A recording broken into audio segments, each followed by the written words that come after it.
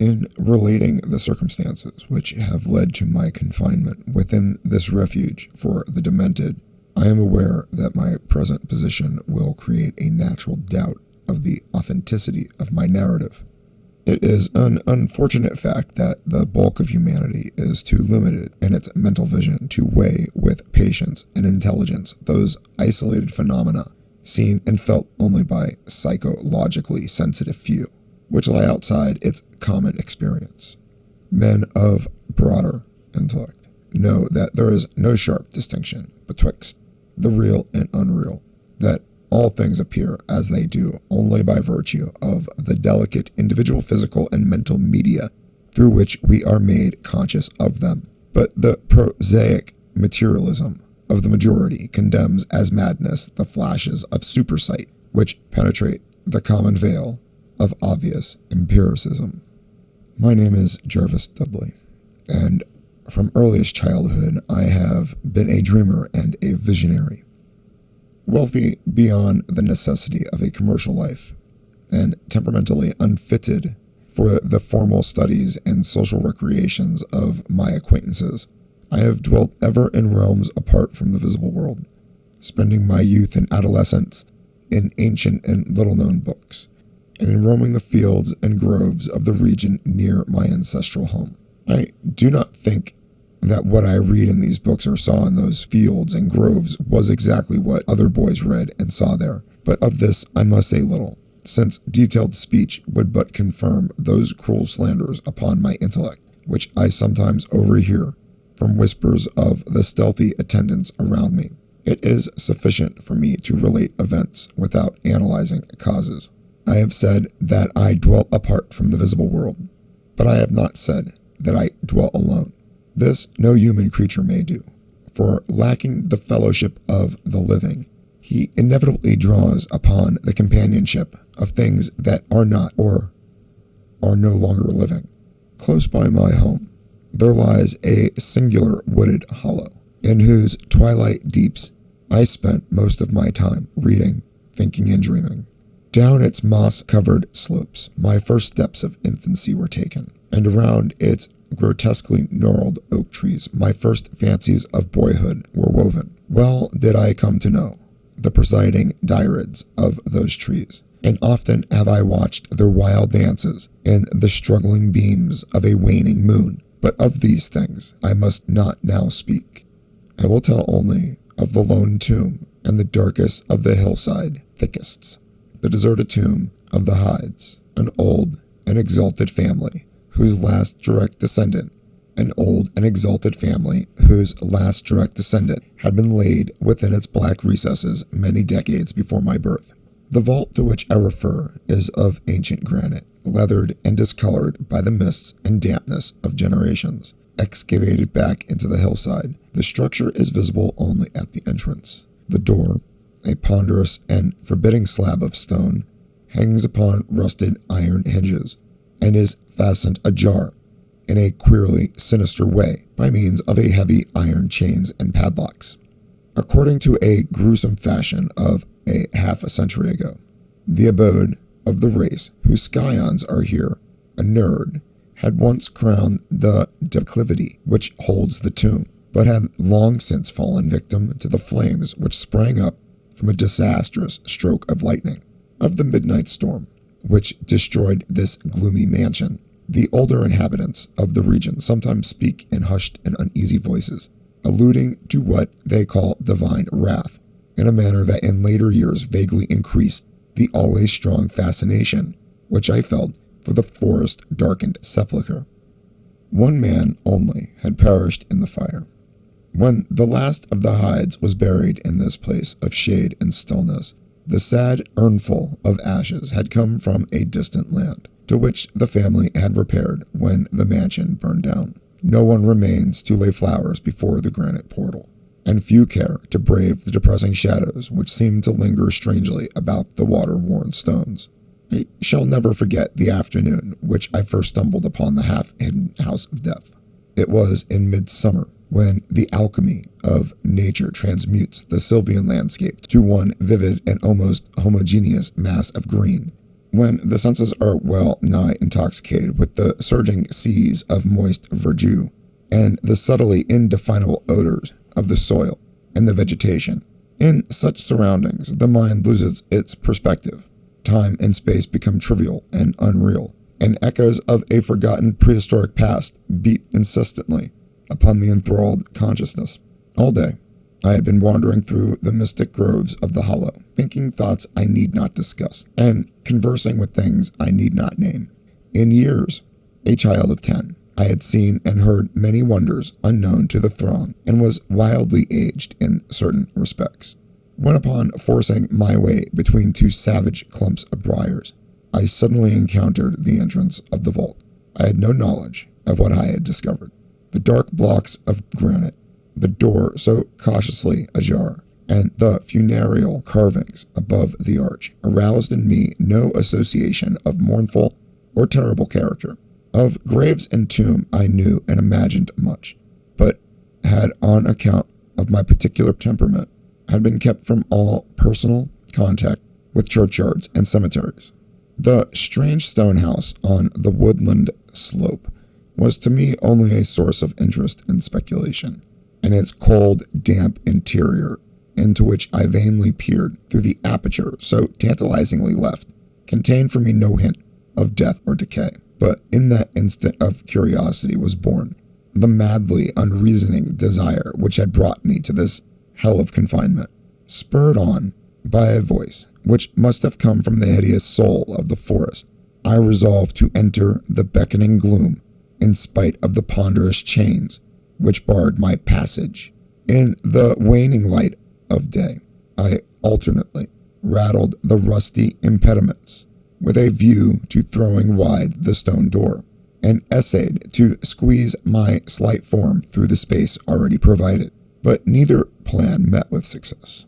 At first curious, I was now frantic, and when in the thickening twilight I returned to my home, I had sworn to the 100 gods of the grove that at any cost I would someday force an entrance to the black, chilly depths that seemed calling out to me. The physician with the iron-gray beard who comes each day to my room once told a visitor that this decision marked the beginning of a pitiful monomania. But I will leave final judgment to my readers when they shall have learnt all. The months following my discovery were spent in futile attempts to force the complicated padlocks of the slightly open vault, and in carefully guarded inquiries regarding the nature and history of the structure. With the traditionally receptive ears of a small boy, I learned habitual secretiveness caused me to tell no one of my information or my result. It is perhaps worth mentioning that I was not at all surprised or terrified on learning of the nature of the vault. My rather original ideas regarding life and death had caused me to associate the cold clay with the breathing body in a vague fashion, and I felt that the great and sinister family of the burned-down mansion was in some way represented within the stone space I sought to explore. Mumbled tales of the weird rites and godless revels of space I sought to explore. Mumbled tales of the weird rites and godless revels bygone years in the ancient hall gave to me a new, potent interest in the tomb, before whose door I would sit for hours at a time each day. Once I thrust a candle within the nearly closed entrance, but could see nothing but a flight of damp stone leading downward. The odor of the place repelled, yet bewitched me. I felt I had known it before, in the past remote, beyond all recollection, beyond even my tenancy of the body I now possess. The year after I first beheld the tomb, I stumbled upon a worm-eaten translation of Plutarch's Lives in the book-filled attic of my home. Reading the life of Theseus, I was much impressed by that passage telling of the great stone beneath the boyish hero was to find his tokens of destiny whenever he should become old enough to lift its enormous weight. This legend had the effect of dispelling my keenest impatience to enter the vault, for it made me feel that the time was not yet ripe. Later, I told myself, I should grow to a strength and ingenuity which would enable me to unfasten the heavily chained door with ease. But until then, I would do better by conforming to what seemed the will of fate. Accordingly, my watches by the dank portal became less persistent, and much of my time was spent in other though equally strange pursuits. I would sometimes rise very quietly in the night, stealing out to walk in those churchyards and places of burial from which I had been kept by my parents. What I did there I may not say, for I am not now sure of the reality of certain things. But I know that on the day after such a nocturnal ramble, I would often astonish those about me with my knowledge of topics almost forgotten for many generations. It was after a night like this that I shocked the community with a queer conceit about the burial of rich and celebrated Squire Brewster, a maker of local history, who was interred in 1711, and whose slate headstone, bearing a graven skull and crossbones, was slowly crumbling to powder. In a moment of childish imagination, I vowed not only that the undertaker, Goodman Simpson, had stolen the silver-buckled shoes, silken hose, and satin small clothes of the deceased before burial, but that the squire himself, not fully inanimate, had turned twice in his mound-covered coffin on the day after interment. But the idea of entering the tomb never left my thoughts, being indeed stimulated by the unexpected genealogical discovery that my own maternal ancestry possessed at least a slight link, the supposedly extinct family of the Hydes. Last of my paternal race, I was likewise the last of this older and more mysterious line. I began to feel that the tomb was mine, and to look forward with hot eagerness to the time when I might pass within the stone door and down those slimy stone steps in the dark. I now formed the habit of listening very intently at the slightly open portal, choosing my favorite hours of midnight stillness for the odd vigil.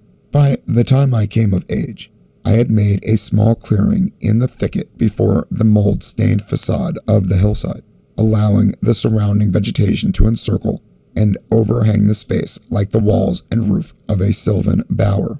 This bower was my temple, the fastened door my shrine, and here I would lie outstretched on the mossy ground, thinking strange thoughts and dreaming strange dreams. The night of the first revelation was a sultry one. I must have fallen asleep from fatigue, for it was with a distinct sense of awakening that I heard the voices. Of those tones and accents I hesitate to speak. Of their quality I will not speak. But I may say that they presented certain uncanny differences in vocabulary, pronunciation, and mode of utterance. Every shade of New England dialect, from the uncouth syllables of the first Puritan colonist to the precise rhetoric of 50 years ago, seemed represented in that shadowy colloquy, though it was only later that I noticed the fact. At the time, indeed, my intention was distracted from this matter by another phenomenon, a phenomenon so fleeting that I could not take oath upon its reality. I barely fancied that as I awoke, a light had been hurriedly extinguished within the sunken sepulchre. I do not think I was either astounded or panic-stricken, but I know that I was greatly and permanently changed that night. Upon returning home, I went with much directness to a rotting chest in the attic, whereupon I found the key, which next day unlocked with ease the barrier I had so long stormed in vain. It was in the soft glow of late afternoon that I first entered the vault on the abandoned slope. A spell was upon me, and my heart leaped with an exultation I can but ill describe. As I closed the door behind me and descended the dripping steps by the light of my lone candle, I seemed to know the way, and though the candle sputtered with the stifling reek of the place, I felt singularly at home in the musty charnel house air. Looking about me, I beheld many marble slabs bearing coffins, or the remains of coffins. Some of these were sealed and intact, but others had nearly vanished, leaving the silver handles and plates isolated amidst certain curious heaps of whitish dust. Upon one plate, I read the name of Sir Geoffrey Hyde, who had come from Sussex in 1640, and died here a few years later. In a conspicuous alcove was one fairly well-preserved and untenanted casket, adorned with a single name, which brought to me both a smile and a shudder. An odd impulse caused me to climb upon the broad slab, extinguish my candle, and lie down within the vacant box. In the gray light of dawn, I staggered from the vault and locked the cabin of the door behind me. I was no longer a young man, but 21 winters had chilled my bodily frame. Early rising villagers had observed my homeward progress, looked at me strangely, and marveled at the signs of ribald revelry, which they saw in one whose life had known to be sober and solitary. I did not appear before my parents till after a long and refreshing sleep. Henceforth I haunted the tomb each night, seeing, hearing, and doing things I must never reveal. My speech, always susceptible to environmental influences, was the first thing to succumb to the change, and my suddenly acquired sarcasm of diction was soon remarked upon. Later, a queer boldness and recklessness came into my demeanor, till I consciously grew to possess the bearing of a man of the world despite my lifelong seclusion. My formerly silent tongue waxed voluble with the grace of a Chesterfield, or the godless cynicism of a Rochester. I displayed a peculiar erudition, utterly unlike the fantastic monkish lore over which I had pored in my youth, and covered the fly-leaves of my books with facile impromptu epigrams, which brought up suggestion of Gay, Prior, and the sprightliest of the Augustine wits and rhymesters. One morning at breakfast, I came close to disaster by declaiming in palpably licorice accents an effusion of 18th century Bacchanalian mirth, a bit of Georgian playfulness, never recorded in a book, which ran something like this. Come hither, my lads, with your tankards of ale, and drink to the present before it shall fail. Pile each on your platter a mountain of beef, for 'tis eating and drinking that bring us relief. So fill up your glass, for life shall soon pass. When you're dead, you'll never drink to your king or your lass. Anna Creon had a red nose, so they say. But what's a red nose if you're happy and gay? Gad split me, I'd rather be red whilst I'm here than white as a lily and dead half a year. So Betty, my miss, come give me a kiss. And hell, there's no innkeeper's daughter like this. Young Harry, propped up just as straight as he's able, will soon lose his wig and slip under the table. But fill up your goblets and pass 'em around. Better under the table than under the ground. So revel and chat as ye thirstily quaff. Under 6 feet of dirt, 'tis less easy to laugh. The fiend strike me blue, I'm scarce able to walk, and damn me if I can stand upright or talk. Here, landlord, bid Betty to summon a chair.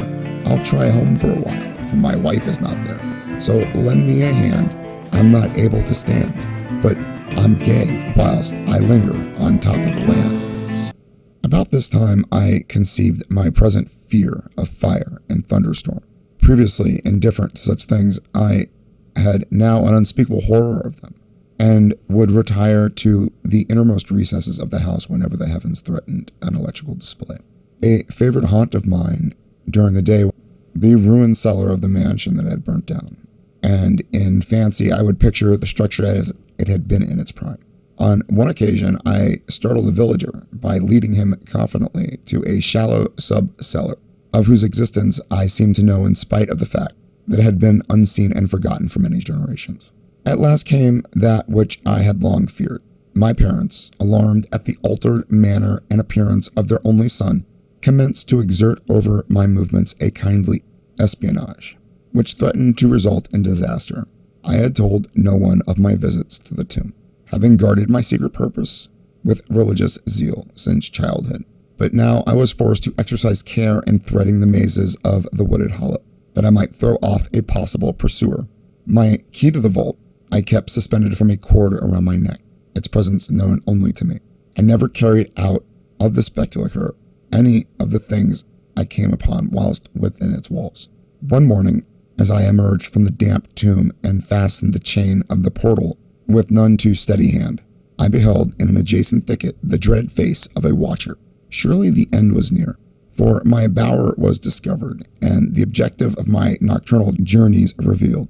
The man did not accost me, so I hastened home in an effort to overhear what he might report to my careworn father. Were my sojourns beyond the chained door about to be proclaimed to the world, imagine my delight to astonishment on hearing the spy inform my parents in a cautious whisper that I had spent the night in the bower outside the tomb, my sleep-filmed eyes fixed upon the crevice where the padlocked portal stood ajar. By what miracle had the watcher been thus deluded? I was now convinced that a supernatural agency protected me. Made bold by this heaven-sent circumstance, I began to resume perfect openness in going to the vault, confident that no one witnessed my entrance. For a week I tasted to the full the joys of that charnel conviviality, which I must not describe, when the thing happened, and I was borne away to this accursed abode of sorrow and monotony. I should not have ventured out that night, for the taint of thunder was in the clouds, and a hellish phosphorescence rose from the rank swamp at the bottom of the hollow. The call of the dead, too, was different. Instead of the hillside tomb, it was the charred cellar on the crest of the slope, whose presiding demon beckoned to me with unseen fingers. As I emerged from an intervening grove upon the plain before the ruin, I beheld in the misty moonlight a thing I had always vaguely expected. The mansion, gone for a century, once more reared its stately height to the raptured vision, every window ablaze with the splendor of many candles.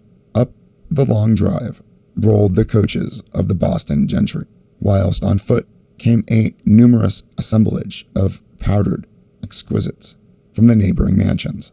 With this throng I mingled, though I knew I belonged with the hosts rather than with the guests. Inside the hall were music, laughter, and wine on every hand. Several faces I recognized, though I should have known them better had they been shriveled or eaten away by death and decomposition.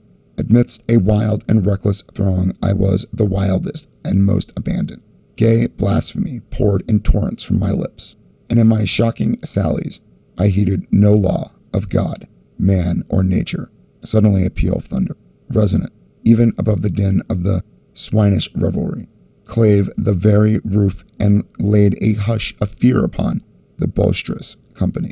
Red tongues of flame and searing gusts of heat engulfed the house, and the roisterers, struck with terror at the descent of a calamity which seemed to transcend the bounds of unguided nature, fled, shrieking into the night.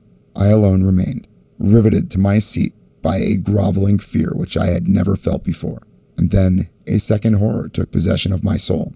Burnt alive to ashes, my body dispersed by the four winds, I might never lie in the tomb of the Hydes. Was not my coffin prepared for me? Had I not a right to rest till eternity amongst the descendants of Sir Geoffrey Hyde? I would claim my heritage of death even though my soul goes seeking through the ages for another corporeal tenement to represent it. On that vacant slab in the alcove of the vault, Jervas Hyde should never share the sad fate of Palinurius. As the phantom of the burning house faded, I found myself screaming and struggling madly in the arms of two men, one of whom was the spy who had followed me into the tomb. Rain was pouring down in torrents, and upon the southern horizon were flashes of the lightning that had so lately passed over our heads. My father, his face lined with sorrow, stood by as I shouted my demands to be laid within the tomb, frequently admonishing my captors to treat me as gently as they could. A blackened circle on the floor of the ruined cellar told of a violent stroke from the heavens, and from this spot a group of curious villagers with lanterns were prying a small box of antique workmanship, which the thunderbolt had brought to light. Ceasing my futile and now objectless writhing, I watched the spectators as they viewed the treasure trove and was permitted to share in their discoveries. The box, whose fastenings were broken by the stroke which had unearthed it, contained many papers and objects of value. But I had eyes for one thing alone. It was the porcelain miniature of a young man in a smartly curled bag wig and bore the initials J.H. The face was as such that as I gazed, I might well have been studying my mirror. On the following day, I was brought to this room, with the barred windows, but have been kept informed of certain things through an aged and simple-minded servitor, for whom I bore a fondness in infancy, and who, like me, loves the churchyard. What I have dared relate of my experiences within the vault has brought me only pitying smiles. My father, who visits me frequently, declares that at no time did I pass the chained portal, and swears that the rusted padlock had not been touched for 50 years when he examined it. He even says that all the village knew of my journeys to the tomb, and that I was often watched as I slept in the bower outside the grim facade, my half-opened eyes fixed on the crevice that leads to the interior. Against these assertions, I have no tangible proof to offer, since my key to the padlock was lost in the struggle on that night of horrors. The strange things of the past, which I learnt during these nocturnal meetings with the dead, he dismisses as the fruits of my lifelong and omnivorous browsing amongst the ancient volumes of the family library. Had it not been for my old servant Harem, I would have by this time become quite convinced of my madness. But Harem, loyal to the last, has held faith in me, and has done that which impels me to make public at least a part of my story. A week ago he burst open the lock which chained the door of the tomb perpetually ajar, and descended with a lantern into the murky depths. On a slab in an alcove he found an old but empty coffin, whose tarnished plates bear the single word, Jervas. In that coffin, in that vault, they have promised me I shall be buried.